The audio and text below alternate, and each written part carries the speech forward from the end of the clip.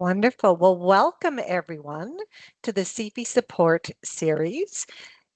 Today is our fourth webinar, and it's all about time management and day 3. So before I begin, I want to extend a big thank you to CPA Western School of Business, CPA Ontario, and CPA Atlantic School of Business for the great partnership in ensuring that the proper time and resources were allocated to make sure that this valuable information is available to you as you prepare to write CFE in September. This webinar is approximately 70 to 75 minutes long, and then I'm going to open up the floor for any questions that you may have. Also, if you do have questions during the webinar, please use the Q&A function, and my colleagues in the background will attempt to answer your questions. So again, if you have questions during the webinar, please use the Q&A function, not the chat function. Now, there are some common questions that we find were asked every webinar. So I want to answer those up front and reconfirm again that this webinar is being recorded and it will be available in the next few days. It'll either be available, you can access it through Capstone 2 homepage or Introduction to Capstone 2 and CFE. If we're unable to answer your questions due to our limited time constraints, then certainly do not hesitate to reach out to your province or region, and I've included their email addresses here. Now, another question, a popular question that candidates ask is this slide deck available? And unfortunately, it is not. But the great news is you can certainly watch the recording and you have the ability to be able to pause and make any notes that you find is going to help you as you prepare for CFE. So I'm hoping by now that one of the important lessons that you've learned is how important critical reading, outlining, and planning is. The last webinar, day 2, and path to competent. I talked about planning is the cornerstone of increasing your chances of successfully passing CFE. So today I'm going to spend quite a bit of time going through a day 3 case. And actually, I'm going to be sharing with you a best practice on how to create an outline in Word that you can efficiently and effectively turn into your response. I'm also going to spend some time talking about the various triggers to be on the lookout for. And I'm going to spend some time talking about the appropriate quantitative tools. Many candidates have shared with me that they struggle determining what type of quantitative tool to use. So we're going to spend some time on that. Time management, or the lack of time management, is one of the top 3 reasons why candidates don't pass CFE. So I want to spend some valuable time on time management. And very much related to that is about effective writing strategies. So I'm going to share with you some common discussion frameworks or structures that you should use when you're addressing certain types of requirements. I also want to share with you some of the common challenges the Board of Examiners has seen over the years and provide you with some best practice and solutions on how to mitigate those challenges. So let's first start with critical reading, outlining, and planning. So for those of you who are enrolled in Capstone 2, I'm going to be doing the outline for Tiny Co. So I'm hoping you're very familiar with this case because this is the case that you did on Saturday during the module workshop, and you submitted it to the National Marking Center. For those of you who are not enrolled in Capstone 2, I've included here where you can find this case. So later on, if you want to go back and find the case, the information is here on the slide. And as I said, during the critical outlining and planning, I'm going to be talking about the various triggers and the quantitative tools. So what are some of the common challenges that the Board of Examiners keeps seeing year after year? And that's, well, the first one is that candidates are missing the key case facts when it comes to their response. Another challenge is it seems that candidates or certain candidates struggle and they're unsure of what they're being specifically asked to do. So let's talk about why would you create an outline? Well, the best practice I'm going to share with you is about extracting all of the relevant case facts. So that helps you address the challenge with the missing case facts. I'm also going to share with you how you should include a structure so that you can quickly turn your outline into a response. That is really going to help you with time management. If you have everything in Word, that's important. It becomes your roadmap for your response. Also, I'm going to share with you a best practice to help you clarify what you are being asked to do. The best practice is to make sure that you write the required word for word and break it down into smaller pieces. Because more often than not, you're asked to do more than one thing or comment on more than one thing.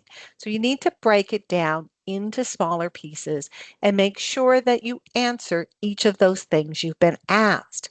That will significantly increase your chances of a competent response. And if you have everything in one document, you're able to see the big picture. So the best practice I'm sharing with you is to create an outline electronically. So in other words, to create it in Word. And I know there's differing points of view about whether it makes more sense to create it in Word or whether it on paper. In the end, you need to decide what's going to work best for you. There are several advantages of creating your outline in Word. Everything's in one document. What you're able to do is you would have the heading, so each required, in other words, what you're being asked to analyze is your heading. And then you've got the appropriate case facts there. The last point is it could be quicker. I'd like to change that to, I feel pretty strongly that it is quicker. I want to give you a recent example. I'm an exam supervisor, and one of the invigilators came to me with 75 minutes into a day one case. And as he should, he was walking around the room, seeing what everyone was doing. And he came up to me and he said, I'm really worried about one of the writers. And I said, why?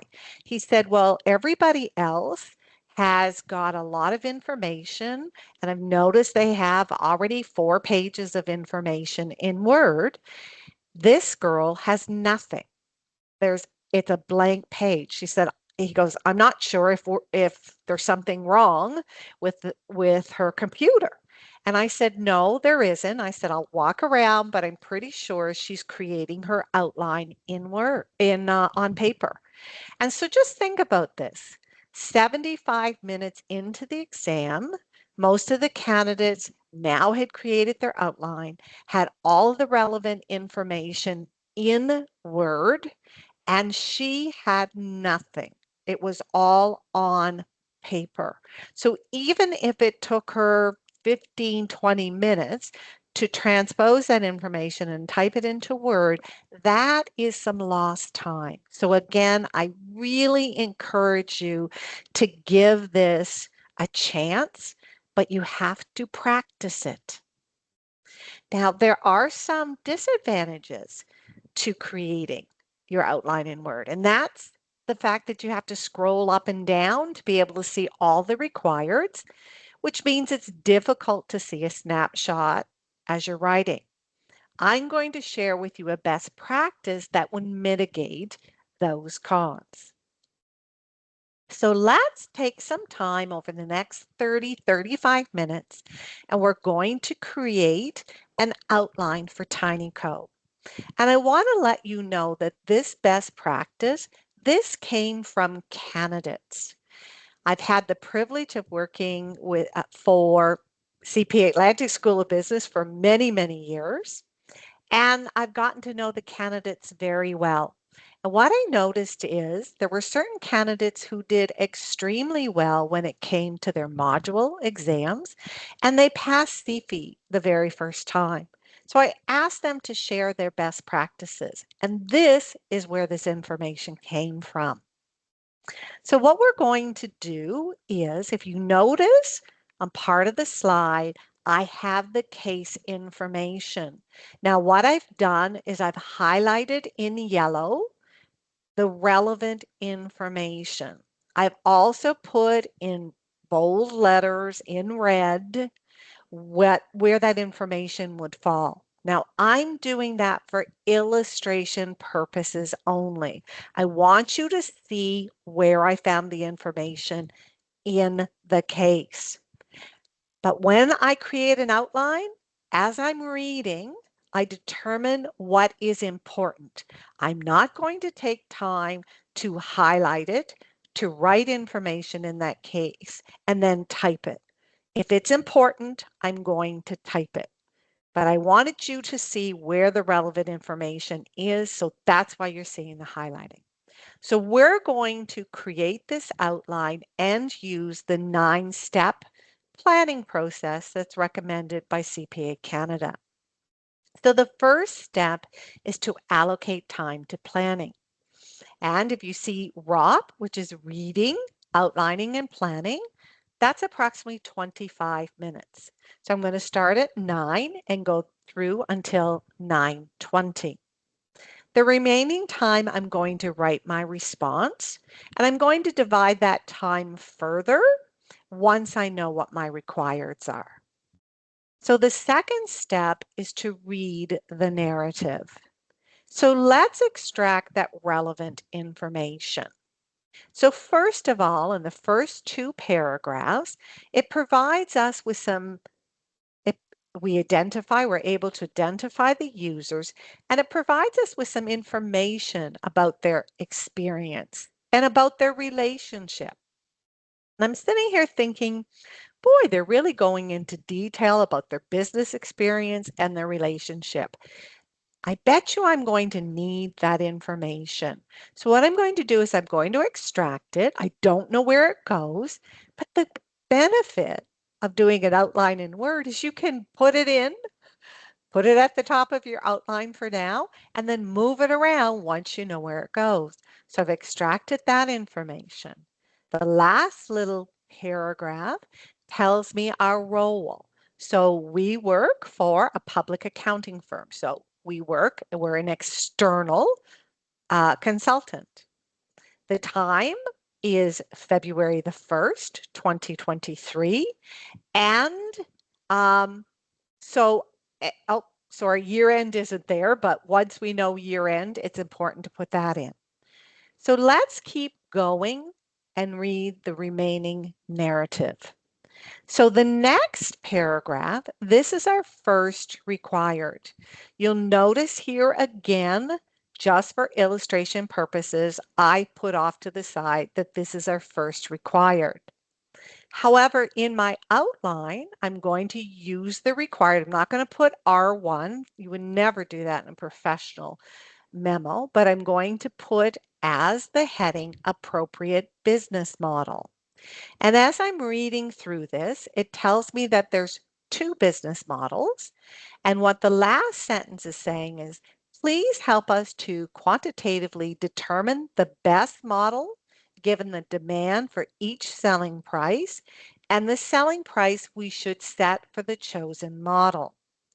So I'm going to include Subtitle, Quantitative Analysis. And I need to determine the best model and the appropriate selling price. Now, when I perform a quantitative analysis, I know that sometimes I need to discuss assumptions. So I'm going to put in a subtitle, and I put in assumptions with a question mark. The reason I've got a question mark is I only need to discuss them if they're identified in the case and it says that there could be a reason why that assumption is different. For example, if I'm to use revenue growth of 10% and the case tells me, though, that industry revenue growth is 5%, that's a trigger that I need to highlight that the assumption I've used is 10% revenue. However, industry growth rate is only 5%. Therefore, if revenue growth is lower than 10%, this would have a negative impact, say on NPV, if that's what you're calculating. So you need to talk about assumptions if something in the case indicates that that amount might be different. So you need to identify that assumption, why it might be different, and then state what the impact would be to your quantitative analysis. Don't simply state if the assumption is different, the result would be different. Then I know, of course, I need to provide a recommendation. And under that recommendation, I put two separate bullet points because I need to recommend the best model and I need to recommend the appropriate price for the chosen model. So the next paragraph is my second required, and we are asked to discuss the advantages and disadvantages of the funding sources. It also tells me that they need 600,000 for startup costs and they need it by the end of September. The end of spring. So I've included that important case back because I might need that as I'm discussing the advantages and disadvantages. So I put in those subtitles and I've also put in a word to remind me. I have to discuss the why. Answer the question, so what? Why is it an advantage? What's the potential positive impact to the company?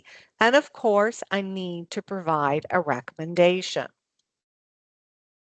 So here's the next short paragraph. And what it's telling us is that if they choose the grant, they're asking us, how would we account for the funds received and the potential repayments under ASPE? So right away, I know this is a financial reporting issue.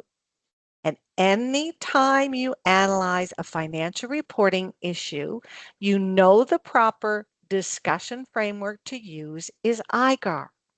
So I'm going to put that down. Issue, gap, it's ASPE, analysis and recommendation. Under the issue, I'm just going to again put a friendly reminder that the issue is how to account for funds received and potential repayments. I know when I analyze, I have to analyze both those components. And when I provide a recommendation, I need to provide a recommendation for both those components. Now, even as I'm doing this, I'm thinking, this might be two different assessment opportunities. I might need to break this down into smaller components. So deal with how to account for the funds received separately, and then deal with the potential repayments separately. I'm going to wait and see once I get some more important case facts. The last sentence is, what procedures would you perform for the level assurance specified in the agreement? So we know that we need to provide procedures for the grant. And again, when I think about how best to structure my response, when we're looking at audit procedures, that's WRAP. risk, account or accounts, assertions, and procedure. So I'm going to just use those categories at this point. Again, the best benefit of using Word is you have the ability to copy and paste that format. So the next required is it says if they choose the grant, that they need to submit an assessment of Tiny Co's strengths, weaknesses, opportunities, and threats. We need to do a SWOT analysis. That's why they were giving us that information about the brothers, about their business experience, about their relationships. So we already have several qualitative factors that we can include. So I would have gone up to the top of my outline and extracted that information and input it under the appropriate category.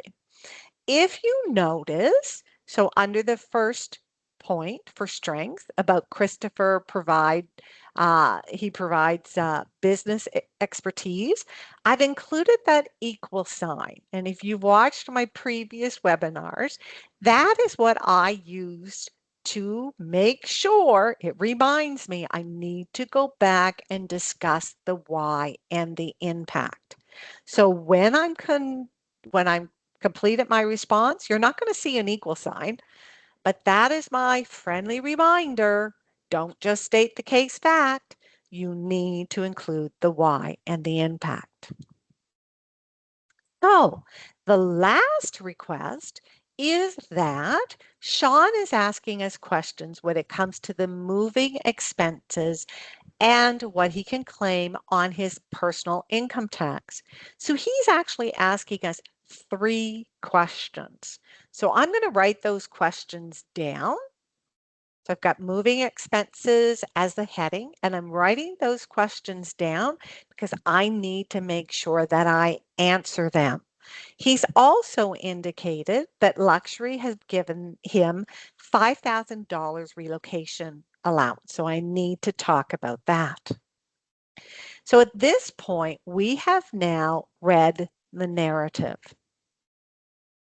So let's look at the third step, which is scanning the appendices and rereading the requireds.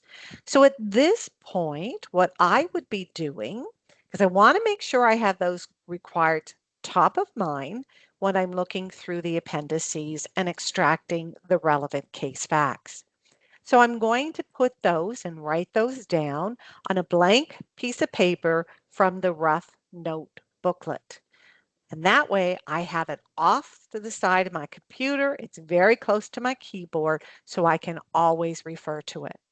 So here are the requireds that are being asked. The best model, the funding sources, grant, audit procedures, SWOT, and moving expenses. So I'm just going to look at the appendices very quickly. So the first appendices is about, it includes industry information. Industry information always will have information for a SWOT analysis or a pestle analysis. The second appendix has information about the appropriate business model. The third one is giving us lots of information on funding sources, how to account for the grant, and audit procedures. And then the fourth one is around moving expenses. So step 4 is now to carefully read those appendices and extract the relevant case facts. So let's look at the first appendix.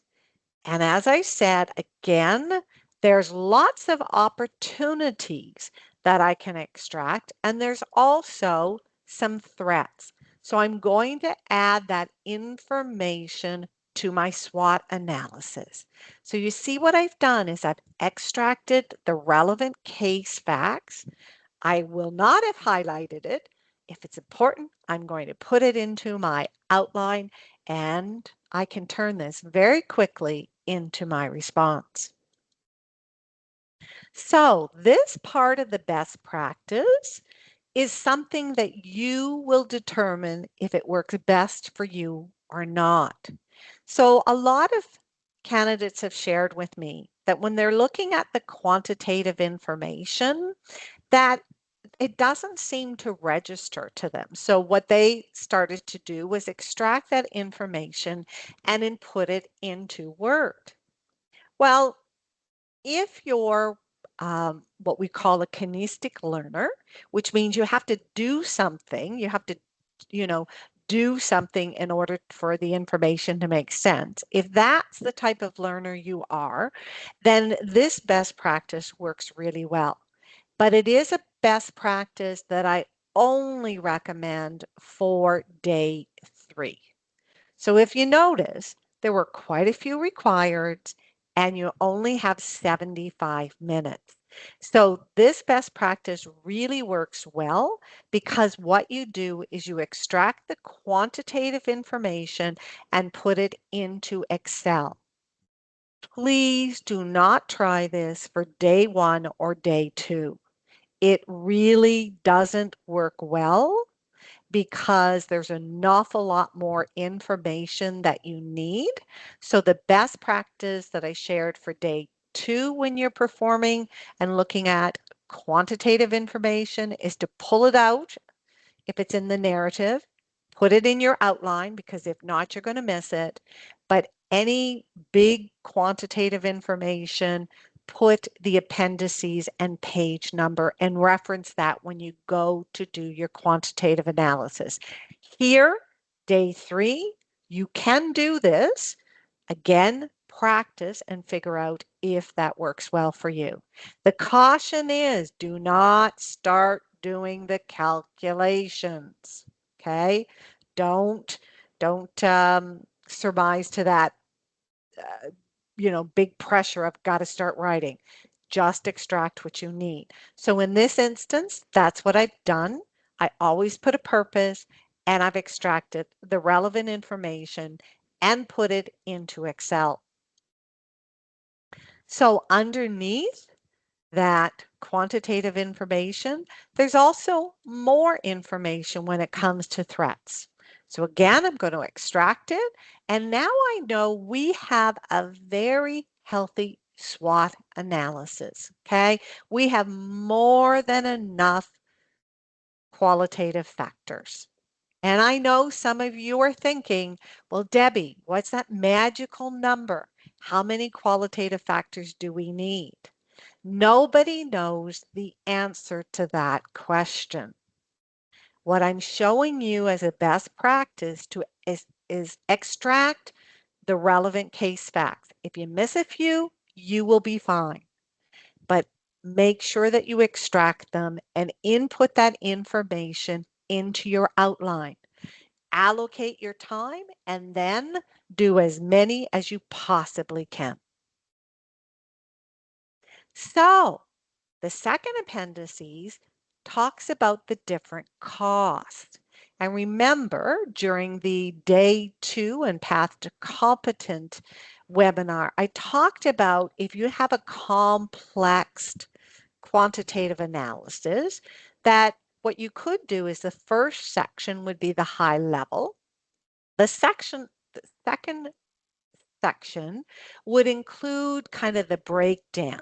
Okay, so in this instance, the first section would include just one line for the direct costs, and the second section, the second appendices, would outline the cost. So as I'm reading this, I'm putting in the different costs, and I'm putting in them for model 1 and for 2. And as I'm reading, I'm noticing that the construction cost is different. And so I'm going to include a note. So you notice I put note 1 and right away I say for model 2, they save $8,000 on construction labor if the owner, the buyer of the tiny home helps to build it. But on the other hand, when it comes to material, the material costs are $4,000 more. So again, I've included that in notes. There's an important piece here that talks about fixed overhead.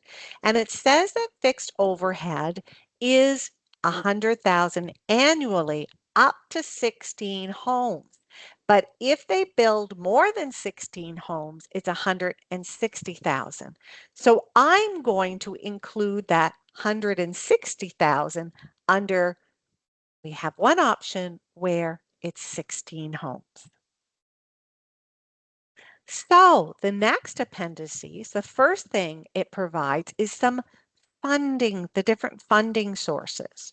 So what I'm going to do is I'm just going to extract the information, and then I'll go back and organize it under advantages and disadvantages.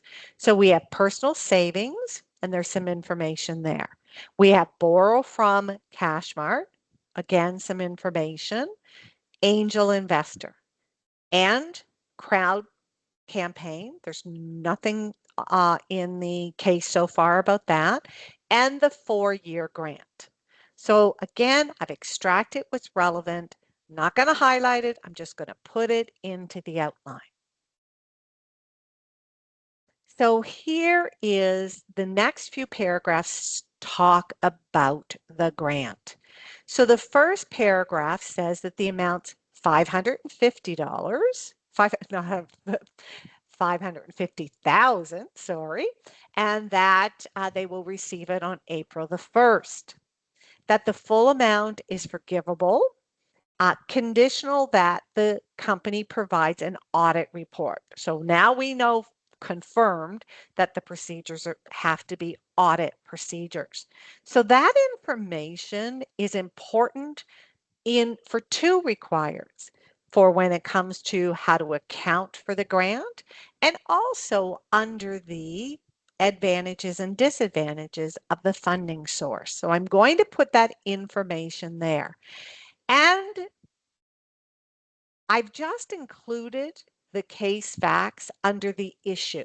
That's not where they're going to stay. I'm going to move it around and put it as part of my analysis, but I'm just going to extract it now. And again, I have the advantage of moving it around. The next paragraph says that that money received is allocated, 350,000 is for operating expenses, with at least 60,000 that have to be spent in each of the 4 years, and then there's 200,000 for the capital expenditures. And if any of those amounts are not appropriately spent by the end of the 4 years, it must be repaid. And if the requirements are not met, the full amount must be repaid by March 31st, 2027. Okay, this particular assessment opportunity, I really need, it's two separate assessment opportunities, because I not only need to talk about how to account for funds received, but I need to talk about the operating expenses, how to recognize that. There's certain conditions with that, and the capital expenditures. So what I'm going to do is I'm going to treat this as two separate assessment opportunities. If you tried to lump this all together, I would bet money, and I don't like to lose, that you would miss some very important discussions. So let's deal with how to account for the funds received, and then let's deal with how to account for the potential repayments. And if you notice, under each of them, for the analysis and the recommendation, I'm going to talk about the operating expenses and the capital expenditures separately. So when it comes to the 4-year grant, I've extracted all that relevant information to also go under the required for the funding sources. So the next bit talks about the grant requirements. I need to provide audit procedures for these grant requirements. And when I'm looking at it, I'm going, oh, well, this is more about specific requirements that need to be met. This isn't going to be how it's recorded. It doesn't have an impact when it comes to accounts. So the discussion framework I need to use is just risk and procedure. So I've identified all of the grant requirements. And once I've allocated the time, I'm going to do as many procedures, identify as many risks as I can and associated procedure within the time frame I have. So the last appendices has the moving expense information, and I've kind of highlighted some of the key components. One of the things is that if your financial information is more than 10 lines, what will happen is that information will be provided to you in in a different tab within your Excel spreadsheet. I'm going to show you that in a moment. So what I'm going to do is I'm simply going to go into that tab and I'm going to set up the purpose and I'm going to copy that information. I'm going to copy what the amounts are right now, the note numbers, and then I'm just going to make a reference of what that page number is, and I will go back and read that information, perform the necessary calculations, and I'll actually be kind of going back and forth between Word and Excel and talking about each of the items and whether it is or is not something that can be claimed and why. So let me show you the pre-populated financial information. So as I said, any financial information with 10 lines or more, it is going to be provided in another tab.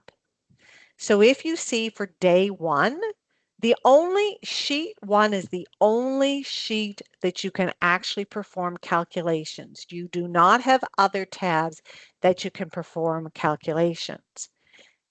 For day one, you'll have English and French, and that information is, if it's more than 10 lines, they will have it there. You can copy from there and you can input that information into sheet one. You notice for day two, there's many more tabs. Again, they're all read only, but you can copy that information. There's a section for common section. So these are the assessment opportunities that everyone's doing, French and English. Then there is a tab for each of the roles. So if you're doing audit and assurance and you're writing English, then you would look under ASEN and you would copy and paste that information or copy and paste any information that you need into sheet one. For day three, you'll notice that you have English and French for each of the cases. So at this point, we've now gone through the entire case. So let's talk about the remaining steps. So step 5 is just taking a moment to pause and reflect. Step 6 is all about planning what you're going to do. During this time, you're determining the appropriate quantitative tool and the types of questions that you need to answer. Well, the best practice that I showed you, we already know that we're going to need to calculate profit because we've got selling price, we've got variable costs, and we've got fixed costs. So one of the benefits of using this best practice is you're planning as you go along. Step 7, 8, and 9, you're really doing those all together. And that's about ordering, putting the required in the appropriate order. And part of that is you need to ask yourself, is there evidence of integration? And again, what that means is your analysis of one assessment opportunity and your recommendation impact your analysis and recommendation of another. If it does, even though it might not be the most important assessment opportunity, you need to address it first. So common, I always provide the example about materiality. There's financial reporting issues, must analyze those first, make the appropriate adjustments before you calculate materiality. Transfer pricing. If you're asked about transfer pricing, must make a recommendation, determine what is the appropriate transfer pricing to use, make those adjustments before you determine and evaluate the division's performance. So before we go and actually allocate our time for these requireds, I want to talk about the common time management challenges. So it's spending too much time on certain assessment opportunities. And what that results is candidates run out of time. The reason candidates spend too much time on certain assessment opportunities can be because, oh, it's on a topic I know really well. It's something I love. And so they're spending a disproportional amount of time. If it's something you know really, really well, you should be able to do it very quickly.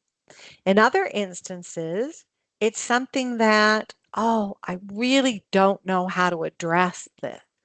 And so what happens is you're spinning your wheels and you're just kind of sitting there, not sure how to approach that assessment opportunity.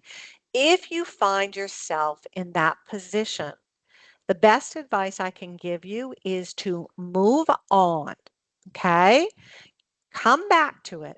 But sometimes the best thing that you can do is move on and stop thinking about it. Focus on your next assessment opportunity.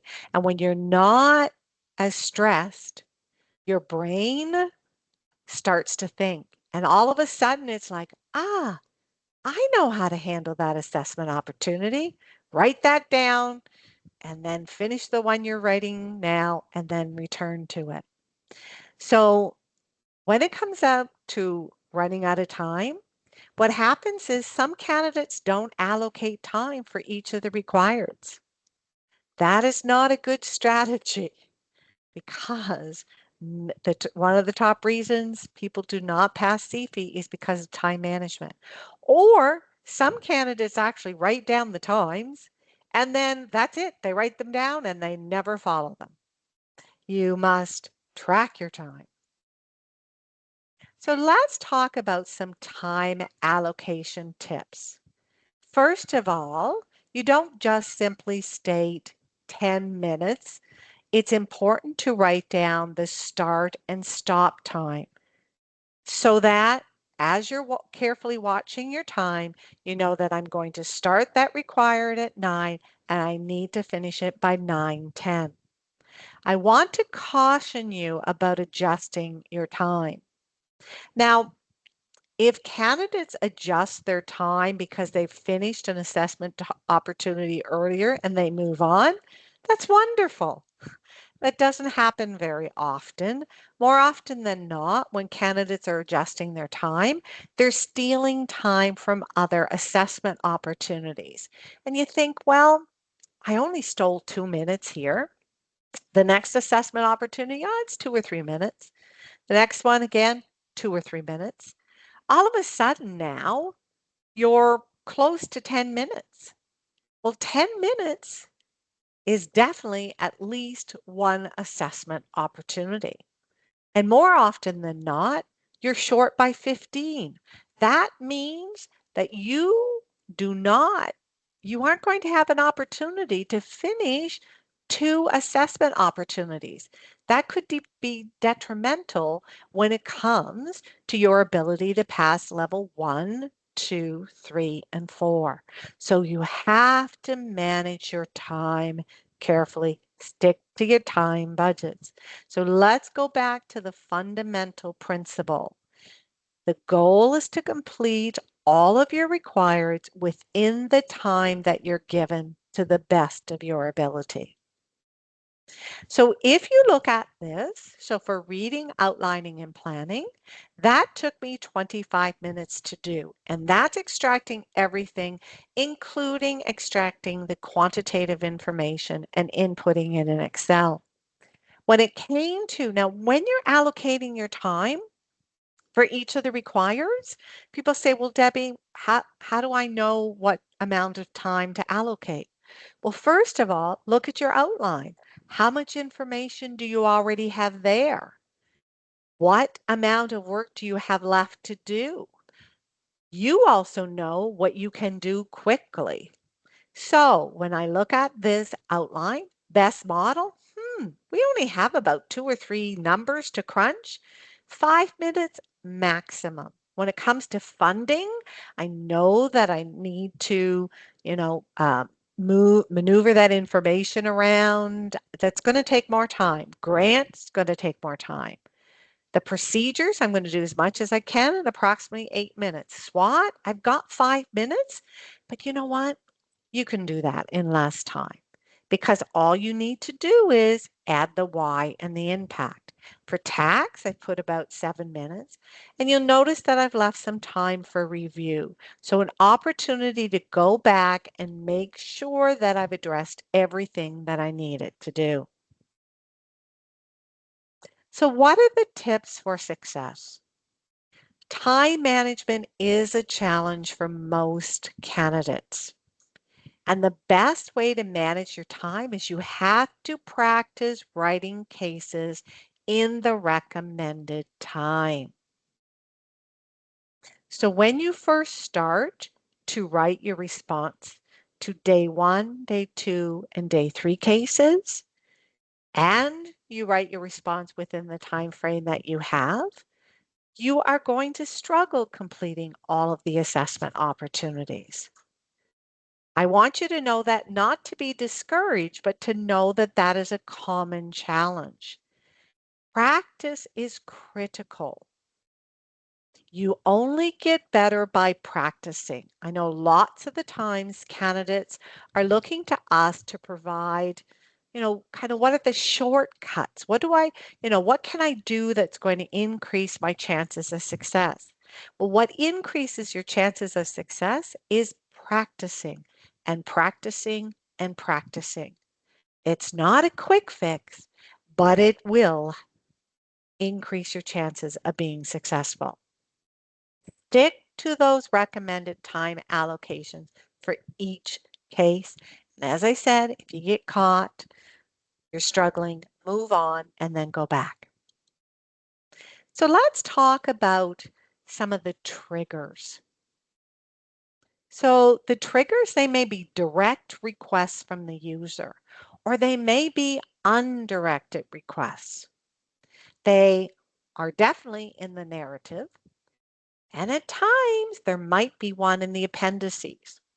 I'm always very careful when I go through the appendices. I'm like, I want to make sure you don't have a required there, because if you do, I'm not going to miss it. Look for keywords and phrases like ask, duress, wonders, helps us. What are your views? So I want to go through a few examples about direct requireds. And for the Tiny Co case, every required was direct. They specifically asked you to do something. So Denise asked you to prepare a valuation. She asked you to provide the analysis of some options. He'd like you to review the proposal. Those are very clear triggers that say this is what they're asking you to do. There are some examples that I want to go through of indirect requirements. And this is where they're not specifically asking you to do something, but based on their comments, you know that you need to discuss this. You need to perform an analysis. So for example, some of the information could be confusing to the learner, or, it's something that they don't know. So in other words, if they're using words like, well, I'm uncertain if this was done right, it's probably right, most likely. If you hear those words, that's a trigger that you need to discuss what they're uncertain about. Maybe something that the user says that they don't have, but you think that they need. It could be something that the user thinks correct, and you're like, I think it's incorrect. Again, for example, I've used this already once in our last webinar. They might say that, oh, hey, we had a signing bonus and we recorded the revenue when we received the signing bonus. And you're reading that and you're thinking, but it says the contract's over 3 years. That is a revenue recognition financial reporting issue that you need to discuss. There could be a hidden issue that the user should know. So think about it. That's what we call a structural trigger. So again, have your skepticism mind hat on and ask yourself, why is this information being presented to you? Something that directs or that directly addresses the user's objectives or concerns. So those are indirect requirements. So what's the importance of addressing the user's requirements? Well, everything they ask you directly or indirectly to do are required. Every required is an assessment opportunity. And as I explained during the Understanding the CFE, when it comes to meeting the undisclosed score for level 1, the undisclosed number of competent when it comes to financial reporting or management accounting for level 2, and the number of undisclosed competent when it comes to your role and the number of reaching competent or higher against across all of the technical competencies, well, that determines whether you pass or fail. And that's all based on your performance against each of those assessment opportunities. So a famous hockey player, Wayne Gretzky, has said, you miss 100% of the shots you don't take. So if you don't attempt a required, then you know for sure you're going to get a not addressed.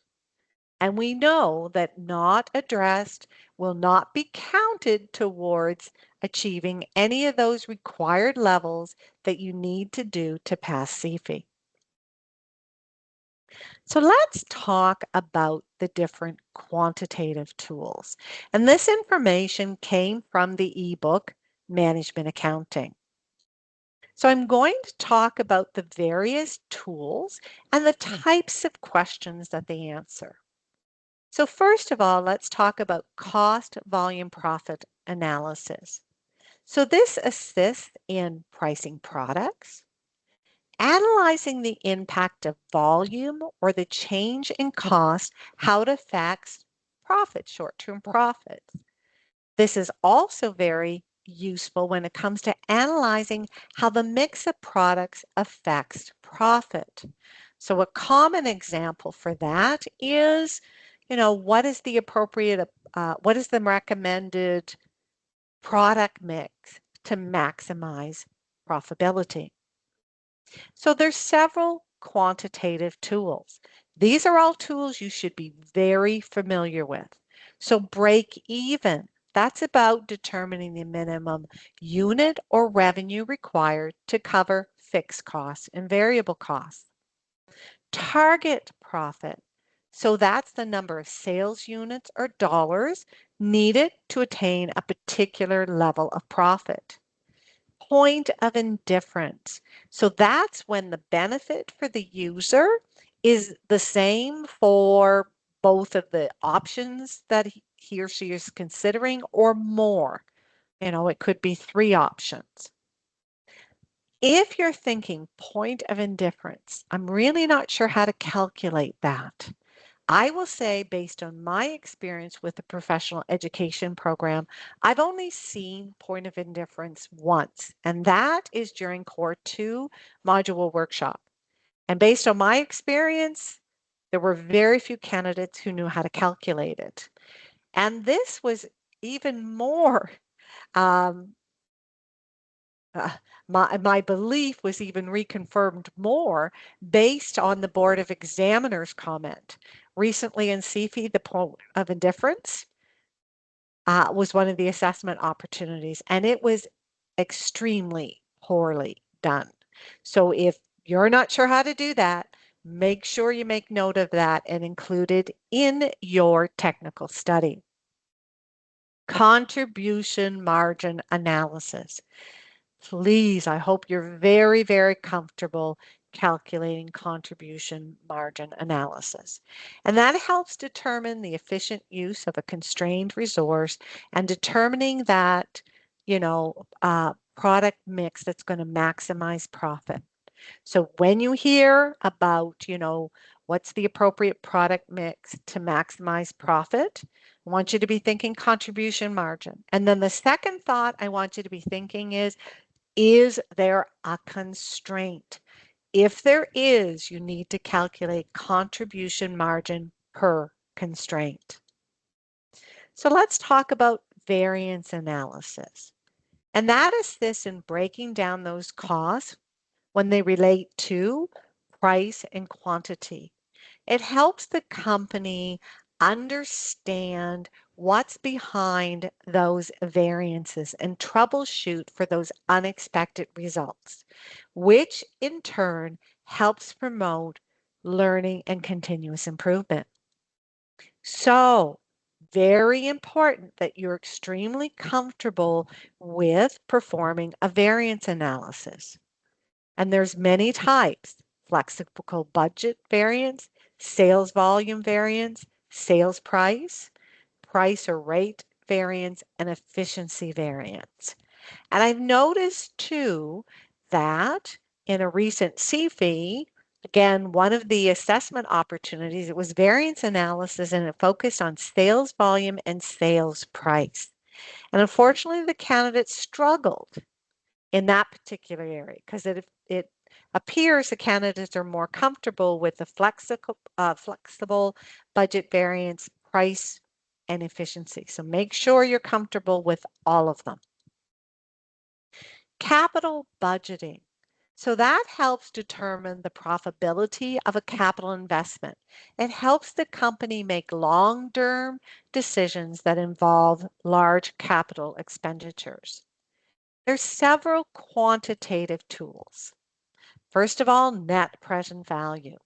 So as you know, that adjusts the cash flow for time value of money using an appropriate discount rate based on the level of risk. A very important point I have under the NPV is to make sure in your analysis that you're only considering the incremental inflows and cash outflows. So let me provide you an example. If a company purchases new equipment for 300,000, and that means that revenue would increase by 10%, and that costs, that there's associated costs of $50,000 when it comes to the variable cost. The inflow of cash is not the existing revenue plus the extra 10%. It's only the incremental revenue and the incremental cost. So incremental cash flow, inflow, and outflow. Also, you need to consider the relevant opportunity costs. So again, I want to provide you with a specific example. So say if this option is implemented, that means that the company can no longer produce, say, I don't know, 500 product B. So that means that there's going to be a loss, okay, of cash flow. That's the opportunity cost. And the opportunity cost is the loss contribution margin for the 500 of the product B. So a very good best practice is for you to as you're doing your technical study is to create a shell and identify the common things that would be included in year zero. Your initial investment, your present value of your tax shield, you know, what's included in your salvage value is at the end of the last year. If they need to include working capital, then that's going to be year one, subtracted and added back. So make sure that you have a good sense of what are the common components that need to be in your NPV analysis. Make sure that you're very comfortable in calculating the present value of an annuity. And the reason I say that, if you need to do an NPV and the cash flow, the net cash flow for year 4 through to year 20 is the same, then you should calculate the present value of annuity and then discount that back to year 0. That is a lot quicker to do. So again, a good time-saving measure. Another quantitative tool is the internal rate of return. And so that's calculating what the discount rate would be to arrive at 0 NPV. Payback. That measures how long an investment takes to pay back for itself or to break even. So valuation, that's used in determining the value of an asset or a business. And there's several valuations that you can do. The adjustment net asset valuation. So that's used when a company doesn't maintain active operations, or it's also used a lot to determine the floor value. So what's the minimum value for that company? It's a minimum value of the assets. Income-based approach, and that's used when the entity is a going concern and has active operations. Market-based approach. Well, if they give you that there's publicly traded information and there's, reasonable comparatives, lots of times they'll say to determine the valuation, the industry uses 5 times EBITDA. So that helps you again determine the fair value of that company. So financial statement analysis. Well, that helps you determine the financial health of a company. It helps you if you're given industry benchmarks, then you can compare the company's performance to industry benchmarks. It also helps you determine trends. If you have financial information for more than 1 year, are the ratios improving? Are they getting worse? Are they stable? So there's a few different types of analysis you can perform. Your horizontal trend, so that compares the financial information over time. Vertical trend, or what's known as your common size trend. And that's normally what you do is, it's comparing the accounts with a single line. Typically, that's with revenue. Ratio analysis, very important that you're very comfortable performing ratio analysis. Assessing profitability, liquidity, asset management, solvency. And again, it helps you if you have more than 1 year. That's a trigger. You need to talk about the trend. So when it comes to costing methods, there's 4 different costing methods. So job costing, and that's where specific product or service is uniquely identifiable. Process costing, that's where mass production of identical products. Activity-based costing. I'm going to highlight this because based on my experience, and I know activity-based costing, if you were in the professional education program, was covered in Core 2, and those of you who took performance management as an elective, it was covered there also. And based on my experience, candidates really struggled with activity-based costing. And this was reinforced by the performance against the required for activity-based costing. So if you find this challenging, put that down in your technical study plan. And that's all about, determining what's the key driver. So what's the appropriate allocation base, and then calculating the allocation rate. Joint product costing. And so that's at some point, at the beginning, that more than one product is using that same processing, that same production processes. And then all of a sudden there's a split off point where those products become separate, identifiable. When it comes to pricing strategies, so that from cost-based, it could be cost plus pricing, so adding a markup to the cost to determine the selling price. Could be variable product, okay, cost-based pricing, so adding a certain percentage to the variable cost to determine the selling price. Full absorption cost pricing. And so that's when the selling price includes all the costs. So it includes the fixed costs also. Life cycle cost pricing. So again, that's about being able to calculate the selling price to maximize profits over the product's entire life cycle. And demand-based pricing. So it's important to know what these are and to be able to discuss them and apply them when it comes to the case and provide an appropriate recommendation. Transfer pricing.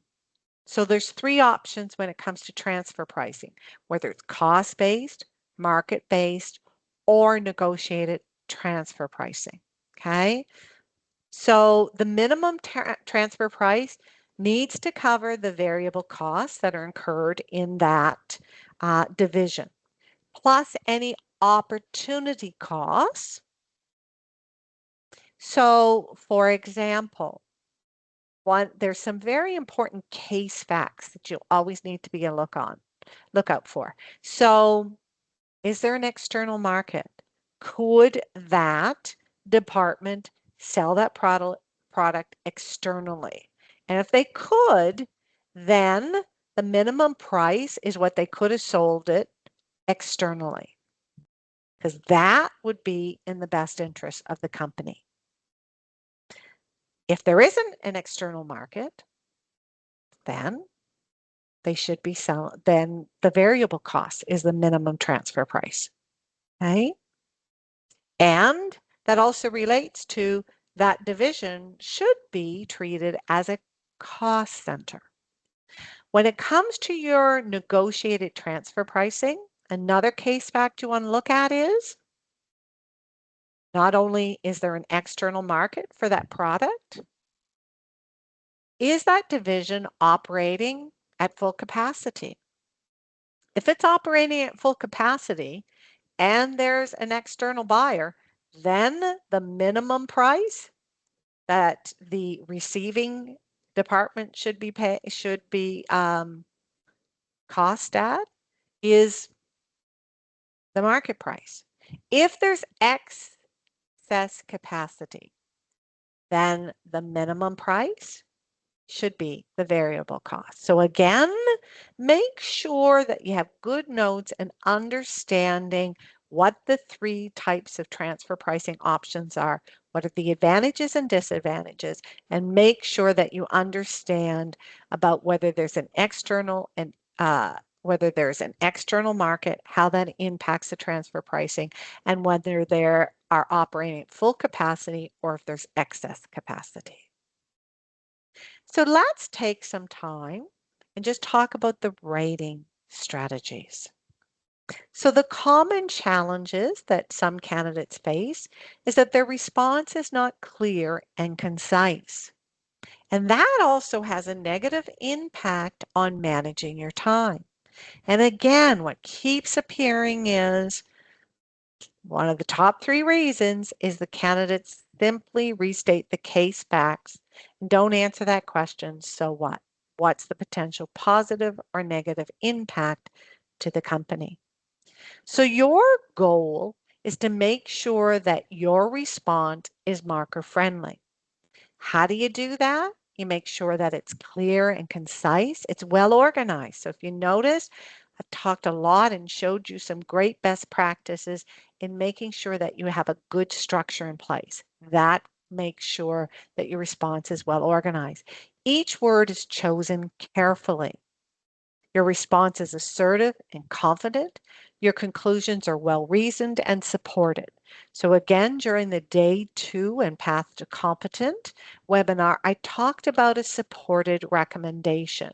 You do not simply state, based on my quantitative and qualitative analysis, I recommend or don't recommend implementing this option.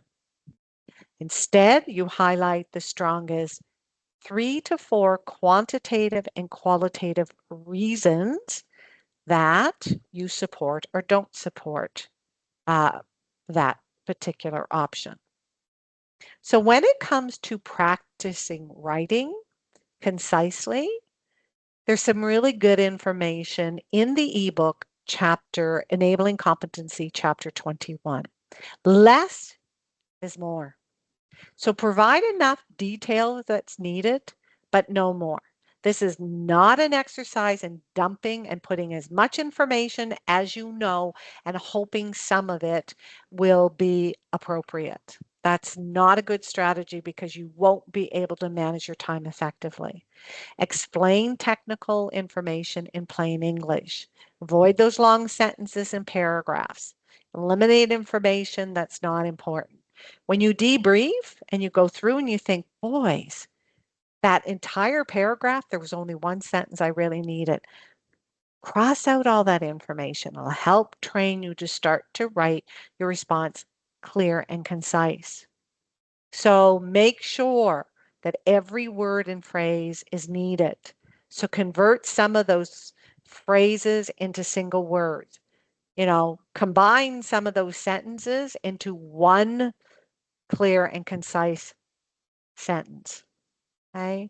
So another way too to organize your information is if you have financial reporting issues and you need to do an audit procedure, put the audit procedure under that appropriate financial reporting issue, because then when it comes to the risk, you can clearly define that risk and it just makes it easy to follow.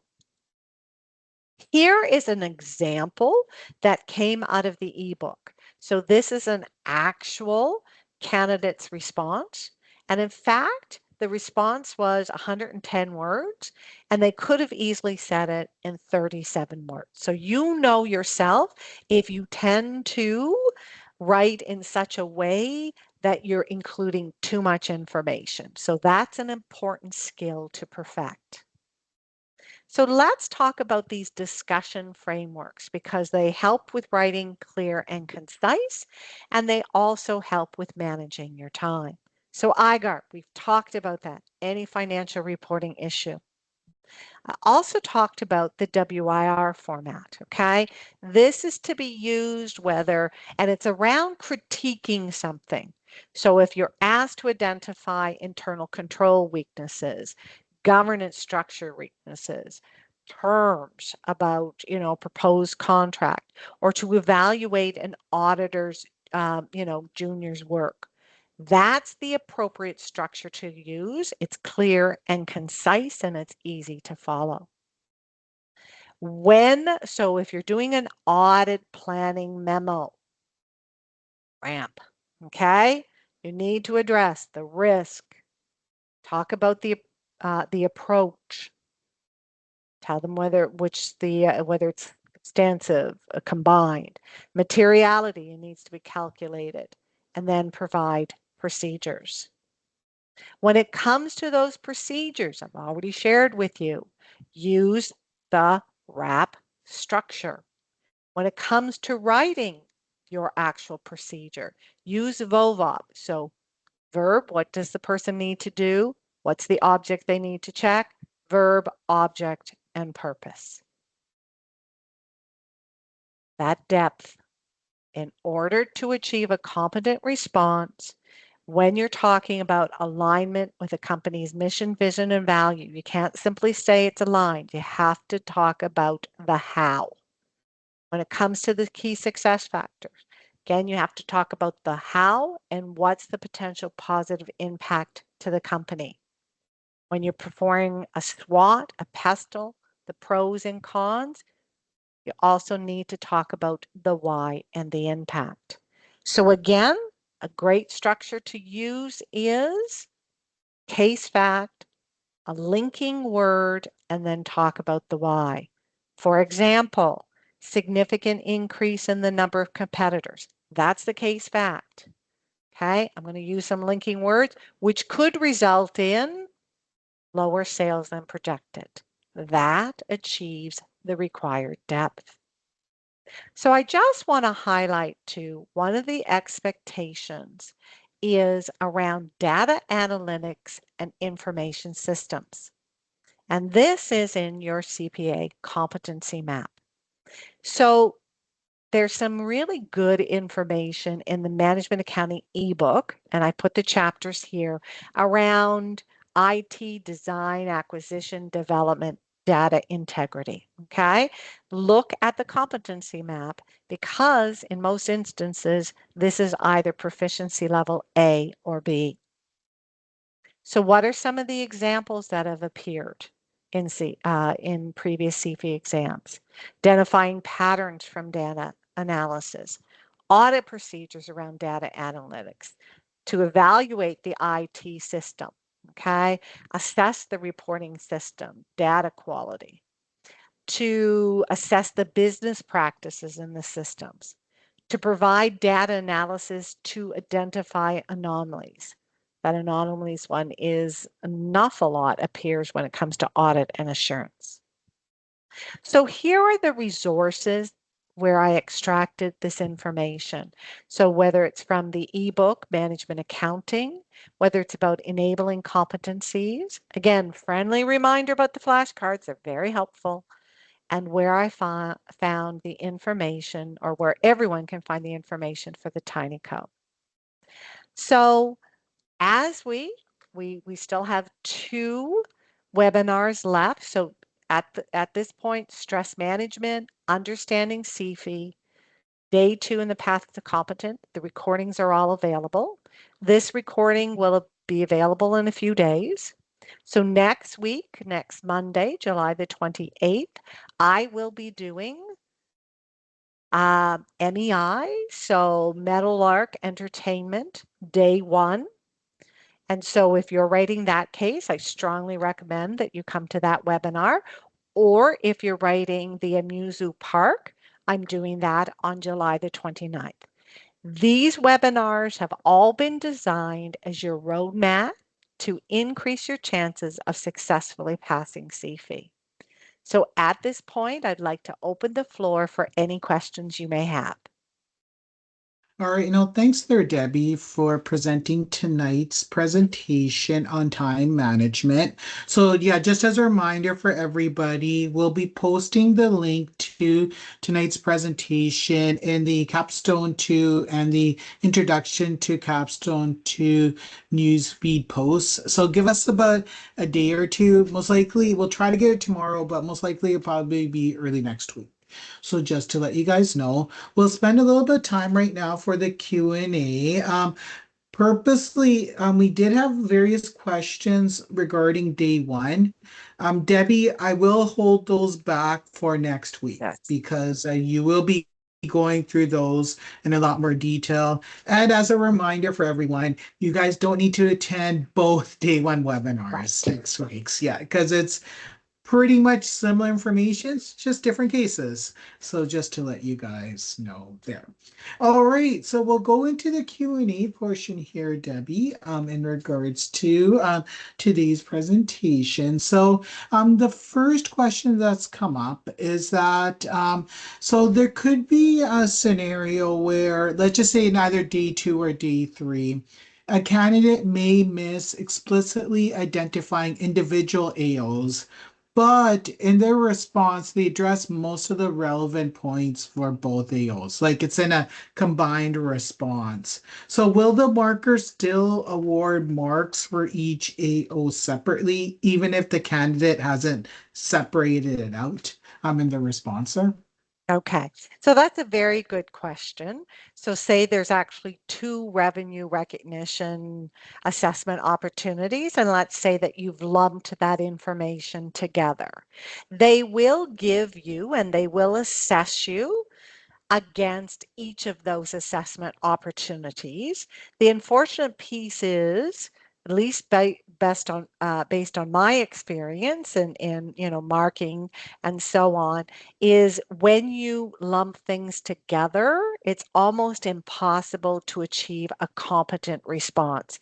But yes, if you've identified that there are two issues and you've analyzed and provided some sort of analysis, but you've lumped it together, they will do their best to dissect that and to give you appropriate credit for what you've done.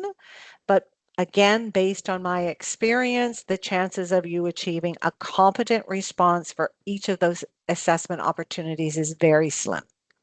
All right. No, thanks for that there, Debbie. Yeah, because it's one where you want to make sure you're organized in your response. So that's the key thing. You want to try to avoid this situation wherever possible. So just to let you guys know there. All right. This question, I know Debbie, you addressed it in the presentation, but I think it's just important to elaborate here. So the question comes up here for either like day two or day three. Are the candidates allowed to address the AOs out of order? I.e., like some candidates are asking, oh, I just want to go through the easy AOs first instead of answering them directly in the case in the order that they appear. I was wondering if you can just provide a little bit more feedback on how should candidates approach addressing the AOs here. Okay, that's a really good question. So first of all, you if there is integration, so if your analysis impacts and your recommendation impacts another assessment opportunity, you must do that first. So if there are financial reporting issues, before you do any quantitative analysis, they have to be done first. Okay? If not, again, it decreases your chances of achieving a competent response. So order does matter. Now, it's interesting, Mandeep, that you actually mentioned, potentially doing the easy assessment opportunities first. So if there's no integration, and, there's nothing that is going to be significantly more important than any of the other assessment opportunities. Then you can, as long as they're clearly marked in your exhibits and so on, you can address them in the order that you'd like. I'd like to challenge that comment about dealing with the easy assessment opportunities Yeah. first. And the reason I want to do that is some of us have areas that we're not so comfortable with. And so we tend to freeze up and we tend to avoid those. For some, that's tax. So if you have an area and you think, oh, there's a tax AO, and you spend your time doing things that are easy and you save the tax AO, which is already difficult for you to do, and you save it to the end when you're tired, again, you're decreasing your chances of meeting what you need to achieve at least reaching competent. So if tax is challenging for you, I would do the reverse. I would recommend doing the tax AO first when you are at your freshest. So think about that. No, that's great there, Debbie. Yeah, great advice there, because that's one I want to make sure to address it here. I want all you guys to be comfortable with being uncomfortable. Mm, In regards to that, you will be thrown a curveball. There's so many assessment opportunities. Try not to avoid it. It may feel natural, like a confidence booster. I'm just gonna do the easy one so I can knock it off.